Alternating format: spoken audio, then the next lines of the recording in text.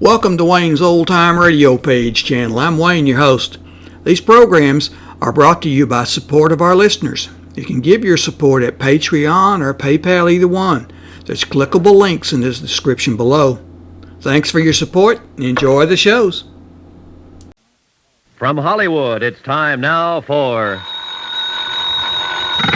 Johnny Dollar. Ed Gumby, Mr. Dollar, attorney for Sheldon Forbes. Oh, hello, Mr. Gumby. How are you? Oh, I don't know. The hearing's been set for 2:30 this afternoon. Okay, I'll be there. No need to, particularly. As I told you yesterday, he requested me to waive trial and plead guilty. Well, won't he be sentenced today? No, this is just a preliminary hearing. He'll probably be sentenced before the week's out, though. The court will simply consider the waiver and inform him of his rights today. Oh. Anything I can do? No, I don't think so. I'm going to try to talk to him again and get him to reconsider the waiver. I doubt if I'll have much luck, but I'll try. All he has to do is return the money he stole. Well, buck up, Mr. Gumby. If he won't return it, maybe someone else will. What do you mean? I'm going to try and find out what he did with it. My company wants it back, sure. But we also want Forbes to have a fair chance. You're pretty decent, Mr. Dollar. Thanks.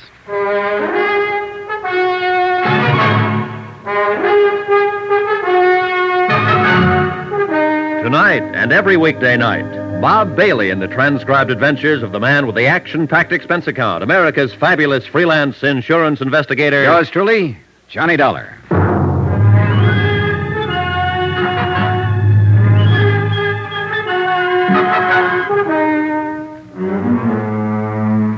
Expense account submitted by Special Investigator Johnny Dollar to the Continental Adjustment Bureau, 418 Elizabeth Avenue, Hartford, Connecticut.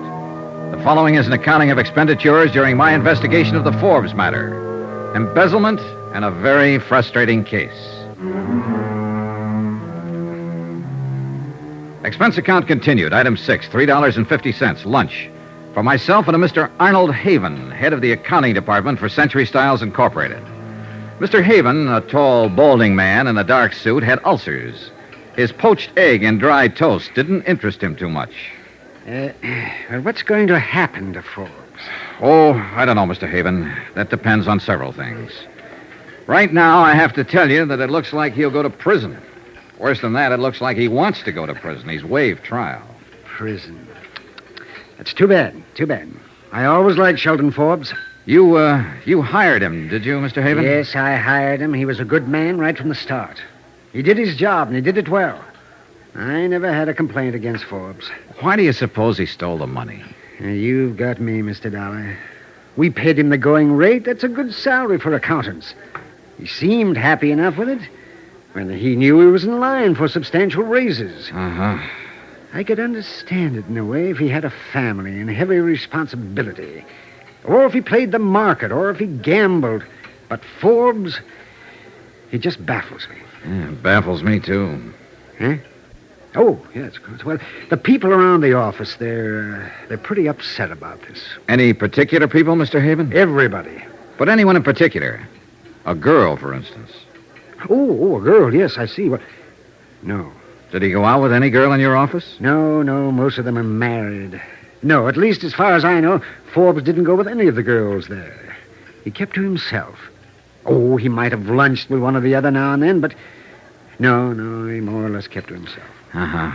Well, the reason I asked you, Mr. Haven, is that what little I've been able to find out about his personal life isn't very helpful. My company wants the money back. We're willing to give him a fair break if we can get it back.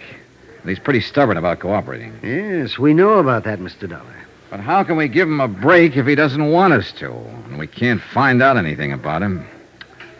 Look, if there's anything you can think of, any reason he might have had for taking the money. And I've racked my brain. I can't think of any reason. No, wait a minute. Just a minute. I did notice a change coming, Forbes. It was about a month or 6 weeks ago. Oh, it was nothing, really. It was just, I guess, an anxiety about him. Well, he took all the money within the last 4 weeks. Would that correspond? Roughly, yes. Well, that's a start. I hope. I returned to the accounting offices of Century Styles with Mr. Haven and spent 2 hours questioning different members of his staff regarding Sheldon Forbes. His habits and his personality were pretty much the same as Haven himself had described them. Expense account item 7, $4, gasoline. I put a tank full of gas in my rented car and went over to an apartment on 59th Street where Sheldon Forbes had lived. According to the penciled note above the first door to the right of the entrance, Mrs. Anastasia Konopka was the manager.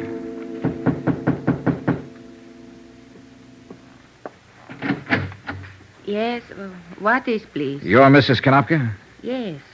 What do you want, mister? I understand Mr. Sheldon Forbes lives here. Is that right? Oh, yes. Bad. I hear he steals monies. Bad. He not in jail, I think. Yes, I know about that, Mrs. Konopka. I'm from the insurance company, and we're involved in this case. We're trying to recover some of that money if we can. I wonder if you'd help me. I fixed dinner for my husband. He's come home from work. It won't take long. What I do? Well, I want to know about Sheldon Forbes. What? The works, Mrs. Konopka. Did he drink, gamble? Did he stay in nights or go out? Did he pay his rent? He always pay his rent. You are policeman? An insurance investigator. Please, sometime else. Maybe you speak to my husband. He speak much better than me. But it's important now.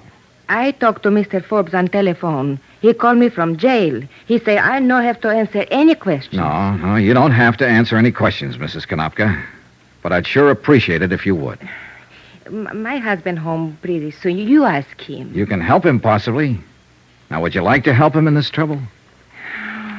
All right, mister, but how I know these things you ask about men who live here? Well, look, how about his friends? Who visited him?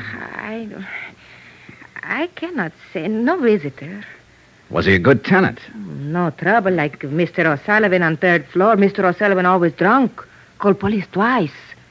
Mr. Forbes no drink whiskey. Uh-huh. Did you ever meet his girl? Girl? Sure. He had a girlfriend, didn't he? Oh, I think you mistake. I no ever see girlfriend here. All right. How long have you known him? 5, 6 years maybe. Ever since he moved in here to this place. But no girl. No. Well, how'd he spend his time? Work. He work very hard. No, I mean besides working at the office. How else did Forbes spend his time? He poor feller, that one. Huh? Sure, he steals money, but he poor feller just the same. For him, I feel. Yeah. Mr. Forbes, he quiet and he think. I know he live up in that little room quiet and think. He does all time think. No whiskey, no girls. Oh, he paint sometime, listen to music, think. Oh, my husband dinner burn. Please, you go now. Just a minute. I'd like to see his apartment if I can. Oh, no matter. Here. You bring back key, please. Sure. Thank you, Mrs. Konopka. The apartment Sheldon Forbes called home was as dismal as the neighborhood. A tiny closet kitchen, a bed that came out of the wall, a pair of grimy windows that looked across the court onto another pair of equally grimy windows. The furniture was threadbare and dusty. A small ironing board and iron attested to the fact that Sheldon Forbes laundered his own shirts. Other small evidences of frugality were about the premises. A hot plate and a can of souring cream. 2 suits of clothes, neatly brushed and pressed, but inexpensive. The record player and a collection of a half a dozen good albums were the only sign of material accomplishment. The painting materials, easel, canvas, and oils were also inexpensive. No liquor, no jewelry, no expensive clothes. Nothing that cost $4,285 or anything like it.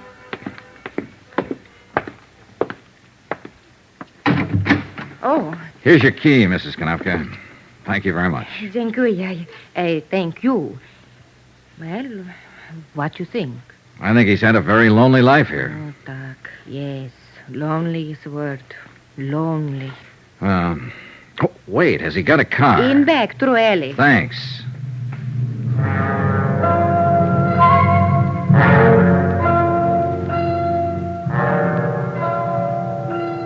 It was a Ford, vintage of 1946, tightly locked up. The paint was scaling away, the tires worn down, the mileage 77,000 miles. He certainly hadn't blown the money on a fancy car. Now I felt completely frustrated. Expense account item 8, 79 cents, dinner. I had it in a neighborhood restaurant called the 79er, a place I learned where Sheldon Forbes frequently took his evening meal. The restaurant manager, a man named Alexander Dupulis, remembered Forbes and he liked him. A woman who ran a bakery shop across the street also remembered him as the young man who bought a roll there every night. Probably the roll to go with a lonely cup of coffee in his room the next morning. She liked him, too. All in all, I was getting a composite picture of Sheldon Forbes that didn't look quite right. Whatever he was to the people who knew him casually, he wasn't a man who ever had any money to spend. I dropped in at the city jail about 7:30, and I was surprised to find lawyer Edward Gumby sitting on a bench, briefcase in hand. Dollar? Hello, Mr. Gumby. Nothing new, huh? Well, that's the way it goes, I guess. We had some action today. Oh? Yeah. The hearing was this afternoon. Man from the district attorney's office took about 15 minutes to lay out the evidence against Forbes and make the charges. Uh-huh. I spent the whole time pleading with Forbes not to go ahead with the waiver. Did I miss anything? No, he wouldn't open up at all. Just said he'd spent the money. I couldn't talk him out of the waiver, so it went through. When will he be sentenced? They set the date for Friday. I don't know whether they'll get around to it or not. I'd like to talk to him again. Has he been moved yet? Nope. I thought he'd be transferred to the sheriff's office. Well, ordinarily he would, but since he waived trial, they announced bail. It's proper procedure in cases like this. Gives him a couple of days to straighten out his affairs. What? Somebody bailed him out? I did. Oh. Has he left yet? Won't get out till 8. That's when the shift changes. Think it's worth trying to see him? Yeah, I think I'll stick around, Mr. Gumby. I gotta find out something about this case. An hour later, when Sheldon Forbes emerged from the doorway and turned right, I was following him. When he caught a cab and headed uptown, I caught one and stayed right with him. When he got out at the Empress Theater and walked around to the stage door, I was standing by the alley entrance.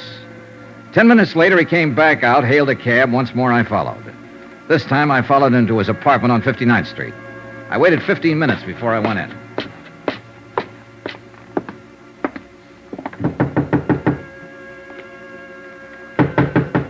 Forbes? Forbes? Hey, Forbes, it's me, Johnny Dollar. I want to talk to you.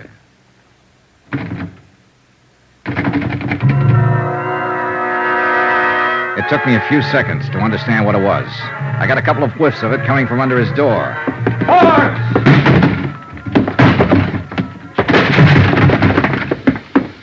The room was acrid, stinging with gas fumes, and Sheldon Forbes was stretched down on the floor of his 6-foot kitchen.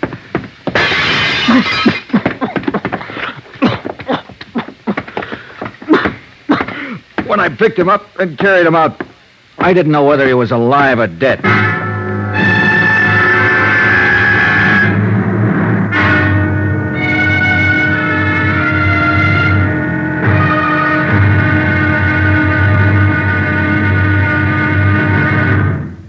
There'll be another intriguing episode in our story of the Forbes matter tomorrow. Tomorrow, a switch in the case that starts a real chase and a race against time. Join us, won't you? Yours truly, Johnny Dollar.